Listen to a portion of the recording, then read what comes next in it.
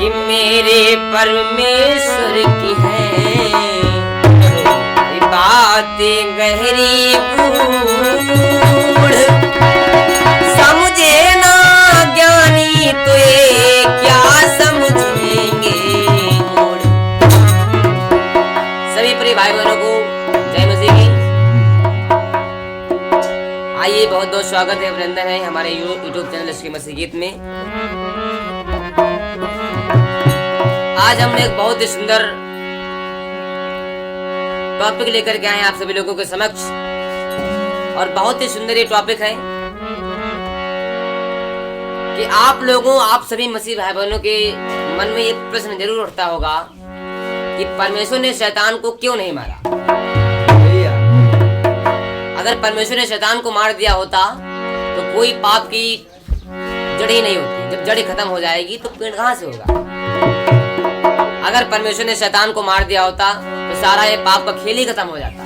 परमेश्वर ने उसको मारा क्यों नहीं? तो इस प्रश्न का उत्तर आप लोग इस वीडियो के माध्यम से समझेंगे, और बहुत ही सुंदर सुंदर सुंदर एक पदों में मैंने सजाया है, आप लोग सुने। प्रभु आपको बहुत बहुत आशीष दे, बहुत बहुत बरकत देगा इस वीडियो के माध्यम से। इससे पहले हम इस प्रश्न का जवाब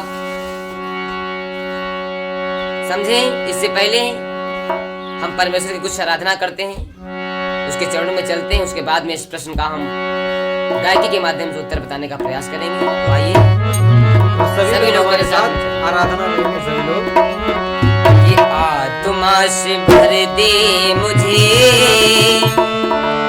पवित्र आत्मा से भर दे मुझे, आत्मा से भर दे मुझे, पवित्र आत्मा से भर दे मुझे, आत्मा से भर दे मुझे, पवित्र आत्मा से भर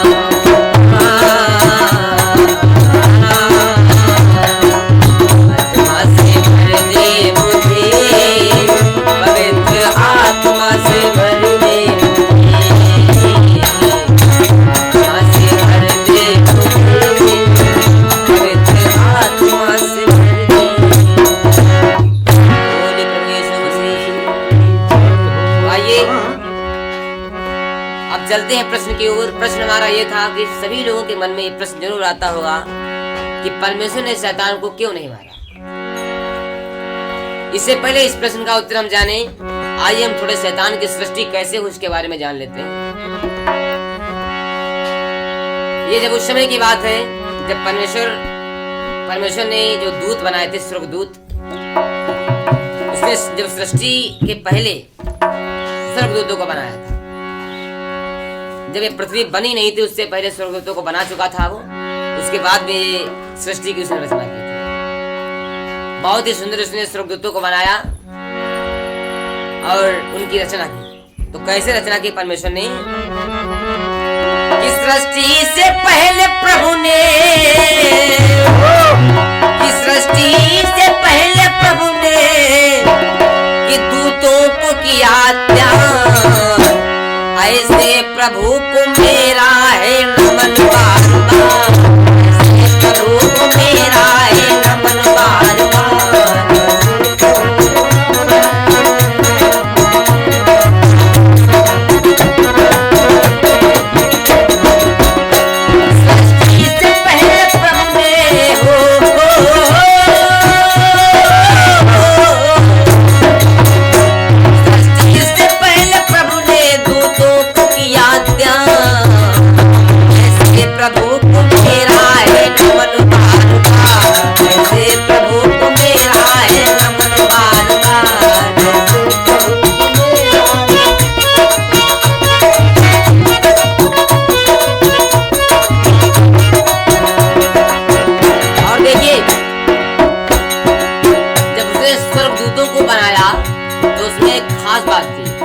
ये थी कि जब उसने स्वर्गदूतों को बनाया तो उनको जो देह दी थी, उनको शरीर दिया था, वो अविनाशी दिया था, अजर अमर होने का दिया था, जो कभी मर नहीं सकता।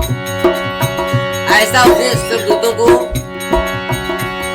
शरीर दिया था ताकि वो लोग कभी मर ना सके। ऐसा उसने स्वर्गदूतों को बनाया था।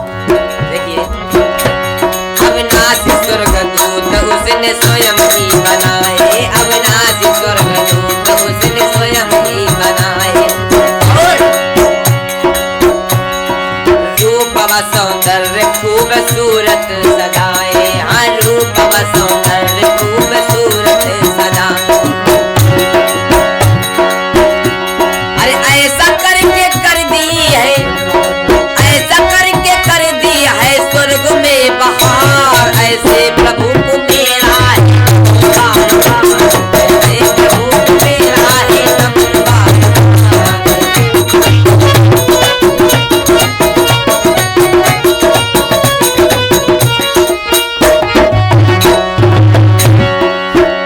परमेश्वर ने बहुत सारे स्वर्गदूत बनाए, लेकिन उसमें एक खास स्वर्गदूत बनाया था जिसका नाम था लूसीफर। यह हिजकेल अध्याय 28 उसके 12 से 15 वचन तक आप लोग पढ़ सकते हैं कि उसने ऐसे स्वर्गदूत को बनाया था कि जिसके चलते चलते ही बहुत ही मधुर ध्वनि सुनाई देती थी, बहुत ही रूपवान था और बुद्धि से परिपूर्ण था। इतना बुद्धि वाला वो स्वर्गदूत था कि उसके सामने अगर आज के कंप्यूटर भी रख दिया जाते तो उसके सामने फेल थे। ऐसी उसने बुद्धि डाली थी परमेश्वर ने, और उसको एक पवित्र पहाड़ पर रहने का स्थान दिया था। और वह स्वर्गदूत सब स्वर्गदूतों में सबसे प्रधान था, सबसे मुख्य था वहां पर, और वो परमेश्वर की वहां पर महिमा किया। क्या हुआ? एक दूत लूसीफर था जो कि प्रधान था, एक दूत लूसीफर था जो कि प्रधान, बुद्धि से पूर्ण सबसे वारूपवान था, बुद्धि से पूर्ण सबसे वारूपवान था।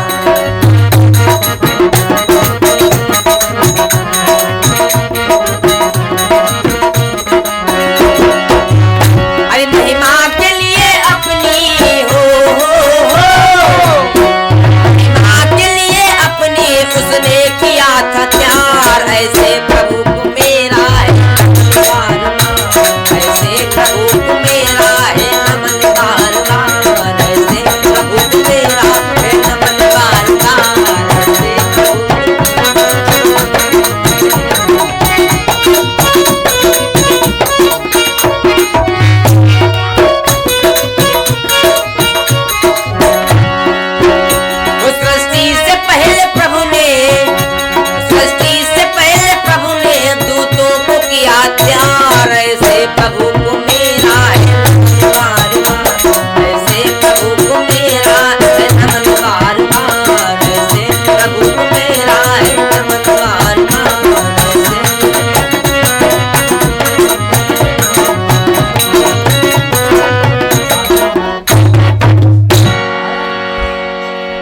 सारे उसने स्वर्गदूत बनाए, उसमें मुख्य स्वर्गदूत उसने लूसीफर को बनाया, जो बहुत ही सुंदर था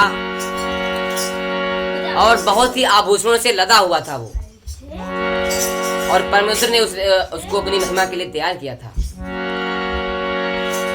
सबसे सुंदर और सबसे बुद्धिपूर्ण और सबसे आकर्षक स्वर्गदूत वही था। लेकिन एक बात वो होती है ना, जिसको कुछ ज्यादा अधिकार दिया जाता है उसके में कुछ घमंड आ जाता है।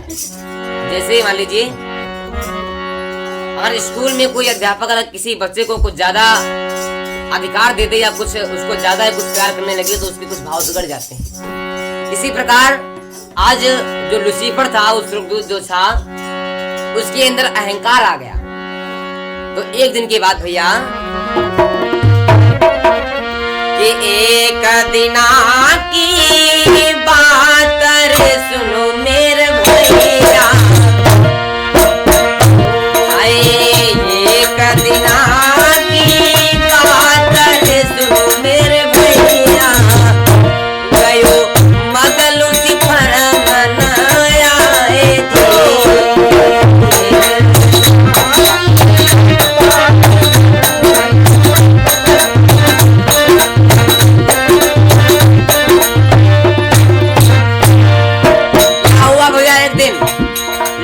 के मन में अहंकार आ गया कि मैं परमेश्वर के समान हो गया हूँ, मेरे में बहुत ही शक्ति, बहुत ही सामर्थ्य, बहुत ही बुद्धि है, अब मैं परमेश्वर के समान हो गया हूँ। इसमें अहंकार आ गया। अरे एक दिना की बात रे सुनो मेरे भैया,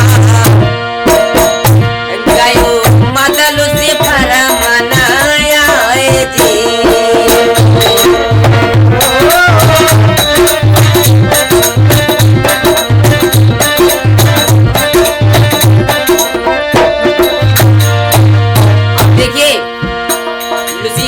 मन में क्या सोच रहा है?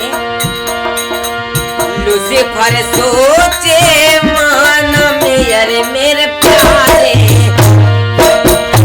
हाय लूसीफर सोचे मन में, अरे मेरे प्यारे, हाय प्रभु ऊपर राज बनाओ जी।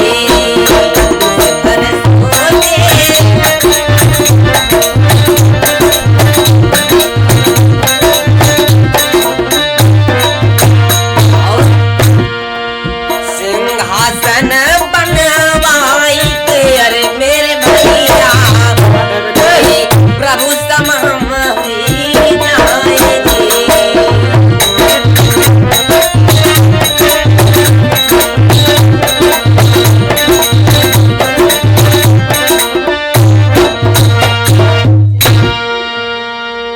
के मन में अहंकार और मद आ गया। उसने सोचा कि मैं परमेश्वर के समान हो जाऊंगा, क्योंकि मेरे पास इतनी बुद्धि, इतना ज्ञान है, अब मैं परमेश्वर के ऊपर राज्य बनाऊंगा और उसके समान हो जाऊंगा।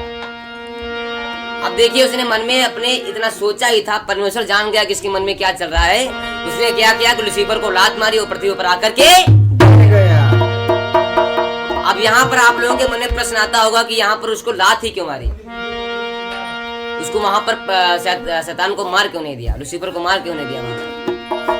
तो मैंने आपको पहली कड़ी में बताया था कि अविनाशी स्वर्गदूत उसने स्वयं ही बनाए। परमेश्वर ने जो स्वर्गदूत बनाए थे वो अविनाशी बनाए थे। आ माने नहीं, विनाश माने विनाश, यानी जिसका विनाश ना हो, अजर अमर स्वर्गदूत बनाए थे उसने। इसीलिए उसने उसको मारा नहीं, वहां पर उसको पृथ्वी पर गिरा दिया। और परमेश्वर ने शैतान के लिए एक अलग जगह बना दी, नरक, जिसे कहते हैं हम लोग नरक। उस नरक की जगह उसके शैतान के लिए बना दी, जो शैतान के दूत थे और जो शैतान थे उसके लिए वो जगह बना दी नरक। मत्ती अध्याय 25 उसके 41 वचन में बताया गया है कि तब वह बाईं ओर वालों से कहेगा कि हे श्रापित लोगों, मेरे सामने से उस अनंत आग में चले जाओ जो शैतान और उसके दूतों के लिए तैयार की गई। आमीन।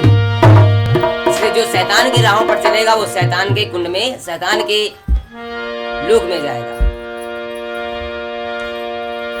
दूसरा कारण यह है कि परमेश्वर ने शैतान को क्यों नहीं मारा, क्योंकि अगर इस पृथ्वी पर जो मनुष्य है, अगर मनुष्य के जीवन में कोई दुख ना पड़े तो वो परमेश्वर के पास में कभी नहीं जाएगा, कभी नहीं जाएगा। क्योंकि कहा गया है कि दुख में सुमिरन सब करे, सुख में करे न कोई। दुख में सुमिरन सब करे, सुख में करे जो सुख में सुमिरन करे, तो दुख काहे हो।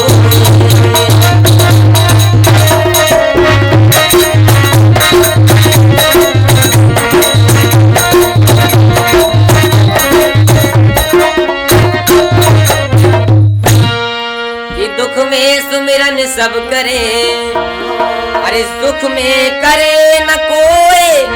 अरे जो सुख में सुमिरन करे, तो दुख काहे हो। क्योंकि अगर मनुष्य के जीवन में कोई भी विपत्ति नहीं आएगी तो परमेश्वर के पास में कभी जा ही नहीं सकता है। अगर हमारे जीवन में कोई दुख या संकट या तकलीफ कोई आती है तो उसके पीछे कुछ परमेश्वर का उद्देश्य होता है। बिना उद्देश्य के कोई वो कार्य नहीं करता है। अगर बिना उद्देश्य के कोई कार्य भी होता है वो उसका कोई अर्थ नहीं रहता। अगर आपके पास में आप कोई अगर कार्य कर रहे हैं, अगर आपके कार्य का कोई उद्देश्य नहीं है तो आपका कार्य जो है हो रहा है वो व्यर्थ होगा। इसीलिए जो भी हमारे जीवन में घटित होता है, परमेश्वर से अगर मान लीजिए शैतान हमारे जीवन में कोई कार्य करता है तो परमेश्वर उसको रोकता क्यों नहीं? इसीलिए नहीं रोकता है कि ताकि जो हम पर दुख पड़ेंगे, कोई संकट आएगा, तब उसको हम पुकारेंगे, हाय परमेश्वर मुझे बचा ले। वरना परमेश्वर को ऐसे याद नहीं करता है। तो क्या कहना है कि कोई करे नहीं फरियाद, फरियाद सुख वैभव के जीवन में। कोई करे नहीं फरियाद, फरियाद सुख वैभव के जीवन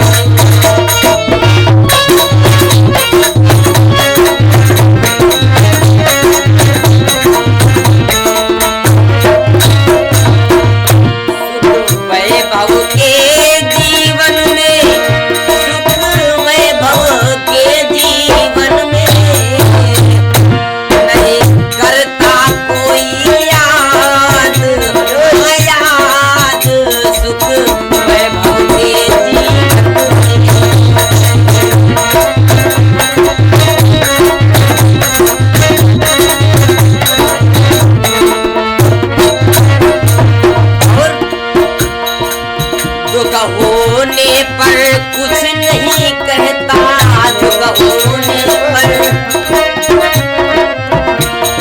देखिए परमेश्वर के बस में सारा जहान है, वो एक चुटकी में इधर से उधर सब कुछ कर सकता है।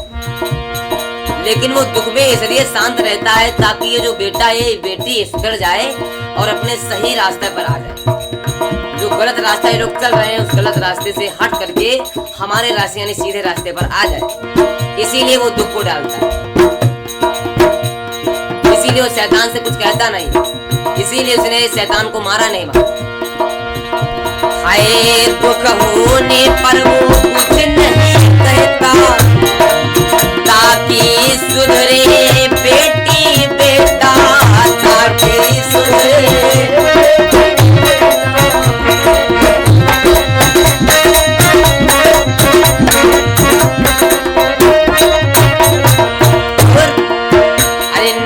करे ना कोई दिल साथ, दिल साथ माने होता है प्रेम, दिल साथ माने होता है प्रेम। हाय नहीं करे ना कोई दिल साथ, हाँ दिल साथ सुख वैभव के जीवन में। कोई करे नहीं फरियाद, फरियाद सुख वैभव के जीवन में।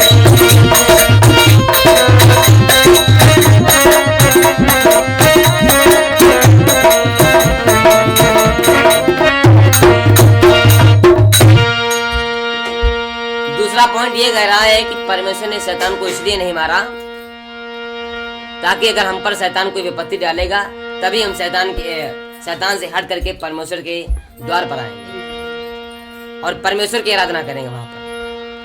और तीसरा सबसे बड़ा कारण ये है कि अगर वहां पर वो शैतान को मार भी देता, चलिए मान लीजिए, तो जो दूसरे स्वर्गदूत थे वहां पर वो डर जाते कि परमेश्वर ने इस तरह से उसको मार दिया वहां पर, लूसीफर को अगर वो मार देता तो जितने स्वर्गदूत थे वहां पर वो डर जाते कि हाय परमेश्वर ने उसको मार दिया, क्योंकि परमेश्वर जो हमसे भक्ति करवाना चाहता है वो प्रेम का कारण करवाना चाहता है। परमेश्वर ने जो हमसे भक्ति करवाना चाहता है वो प्रेम के कारण करवाना चाहता है, ना कि डर डर के कारण हम उसकी भक्ति करें। जहां पर प्रेम होता है वहां पर कुछ बात ही अलग होती है, इसीलिए वो हमसे प्रेम करता है, क्योंकि उसने इतना प्रेम किया। यूहन्ना अध्याय 3 उसके 16 पद में लिखा है कि परमेश्वर ने जगत से ऐसा प्रेम किया ताकि जो कोई परमेश्वर ने जगत से ऐसा प्रेम किया कि उसने अपना इकलौता बेटा बख्श दिया ताकि जो कोई इस पर विश्वास करे वो नाश ना हो परंतु अनंत जीवन पाए।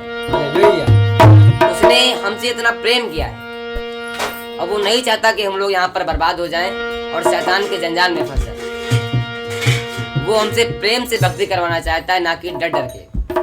प्रेम में खाली हम गलत चीजों से डरें और गलत जो व्यवहार है उनसे डरें, शैतान की चीजों से डरें और परमेश्वर के प्रेम से प्रेम के साथ में भक्ति करें। तो कहना है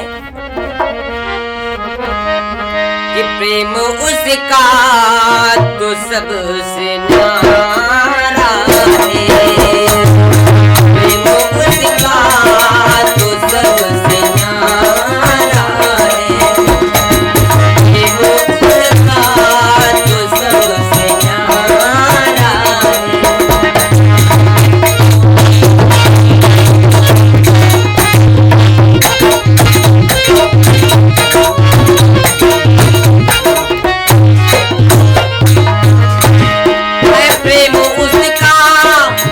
सबसे न्यारा है,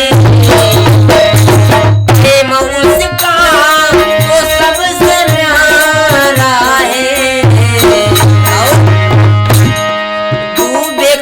देता वो किनारा है, डूबे को देता वो किनारा है, मुस्कान सबसे न्यारा है।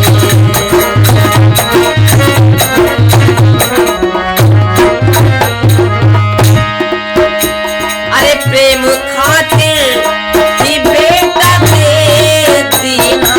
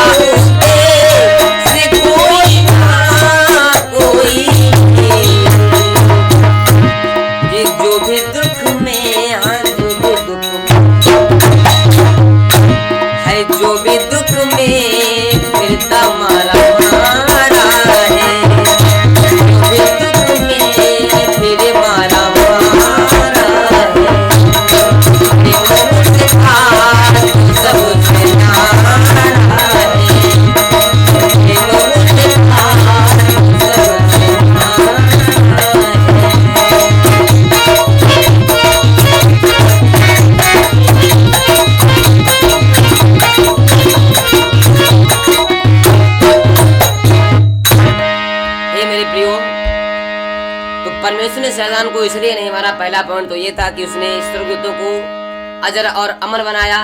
दूसरा पॉइंट ये है कि अगर शैतान को मार देता तो हम लोग फिर परमेश्वर की ओर भी नहीं जाते, क्योंकि अगर सुख वैभव की जिंदगी हम लोग यहाँ पर जीते तो परमेश्वर के पास में कोई जाता ही कभी याद ही नहीं करते। और तीसरा पॉइंट ये है कि अगर वो वहां पर उसको मार भी देता तो वहां पर वो अपना प्रेम प्रकट वहां पर करना चाहता था कि देखिए परमेश्वर हमसे प्रेम करता है, वो प्रेमी परमेश्वर हमारा है।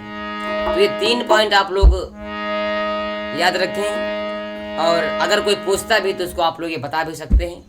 तो यही वीडियो के माध्यम से मैंने इस प्रश्न का जवाब देने का प्रयास किया है। आशा है आप लोगों को समझ में भी आएगा और परमेश्वर इस वीडियो के माध्यम से बहुत बहुत आपको आशीष दे, बहुत बहुत बरकत दे। मिलते हैं ऐसी अन्य वीडियो में, तब तक के लिए जय मसीह।